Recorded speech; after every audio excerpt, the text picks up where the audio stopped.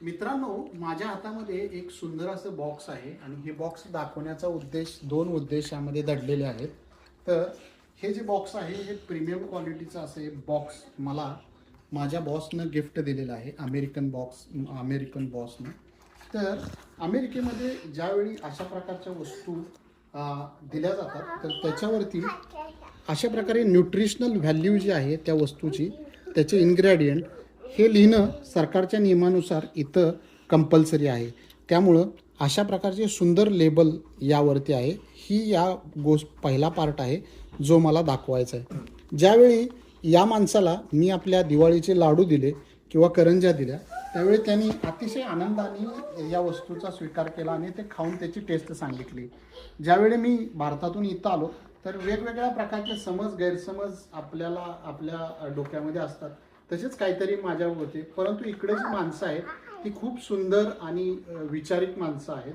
तर अतिशय सुंदर असं गिफ्ट तो खास माझ्यासाठी हे घेऊन आलेला आहे. तर यामध्ये काय आहे यापेक्षा ती देण्याची जी भावना आहे आणि एम्प्लॉई प्लस कस्टमर हे जे रिलेशनशिप आहे, तर हे अशा प्रकारचं रिलेशनशिप इथं खूप सुंदर पणे मेंटेन करण्याचा प्रयत्न हे लोक करतात.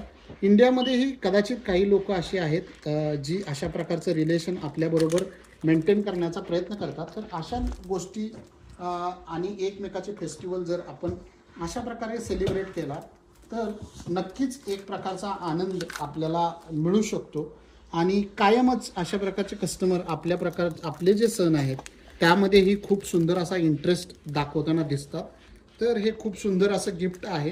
गिफ्ट आणि लेबल या दोन गोष्टी ज्या आपल्याकडे पाहायला मिळत नाहीत त्या मला या व्हिडिओच्या माध्यमातून आपल्याला दाखवण्याचा हा छोटासा प्रयत्न आहे.